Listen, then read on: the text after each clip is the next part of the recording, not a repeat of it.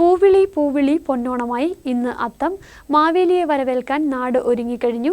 ഇനിയുള്ള ഓരോ ദിവസങ്ങളും ആഘോഷങ്ങളുടേതുകൂടിയാണ്. ജാതിമത ഭേദമന്യേ ലോകത്തുള്ള എല്ലാ മലയാളികളും ഓണം ആഘോഷിക്കുവാൻ ഒരുങ്ങിക്കഴിഞ്ഞു. മലയാളികളുടെ മുറ്റത്ത് ഇന്നു മുതൽ പൂക്കളങ്ങൾ വിരിഞ്ഞു തുടങ്ങി. അത്തം മുതൽ തിരുവോണം വരെ ഒരുക്കുന്ന പൂക്കളങ്ങൾക്കുമുണ്ട് പ്രത്യേകത.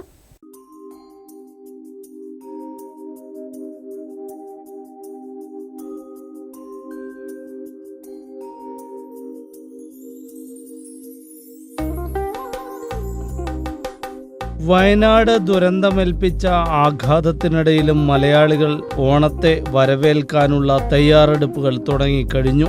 ജാതിമത ഭേദമന്യേ ലോകത്തുള്ള എല്ലാ മലയാളികളും ഓണം ആഘോഷിക്കാൻ ഒരുങ്ങിക്കഴിഞ്ഞു. മലയാളികളുടെ മുറ്റത്ത് ഇന്നു മുതൽ പൂക്കളങ്ങൾ വിരിഞ്ഞു തുടങ്ങി. അത്തം മുതൽ തിരുവോണം വരെ ഒരുക്കുന്ന പൂക്കളത്തിനുമുണ്ട് പ്രത്യേകത. പൂക്കളങ്ങൾ, ഓണക്കോടി, ഓണക്കളികൾ, ഓണസദ്യ തുടങ്ങി എല്ലാത്തിനും നാടൊരുങ്ങി. അത്തം കറുത്താൽ ഓണം വെളുക്കും എന്നൊരു പഴഞ്ചൊല്ലും ഓണാഘോഷങ്ങളുമായി ബന്ധപ്പെട്ട് നിലനിൽക്കുന്നുണ്ട്. പൊതുവെ അത്തത്തിന് ഇരുണ്ട ആകാശവും മഴയും ഒക്കെയാണ്. ഇങ്ങനെ വന്നാൽ പിന്നീട് തിരുവോണം നാളിൽ തെളിഞ്ഞ കാലാവസ്ഥ ആയിരിക്കുമെന്നാണ് വിശ്വാസം. ഇത്തവണ സെപ്റ്റംബർ 15-നാണ് തിരുവോണം. ഓണവിപണിയിലേക്കുള്ള പൂക്കളും കഴിഞ്ഞ ദിവസം മുതൽ എത്തിത്തുടങ്ങി. ഓണക്കാലമായതോടെ പൂവിപണികളും സജീവമായി കഴിഞ്ഞു. സർക്കാരിൻ്റേതുൾപ്പെടെയുള്ള വിവിധ ഓണച്ചന്തകൾക്കും തുടക്കമായിട്ടുണ്ട്.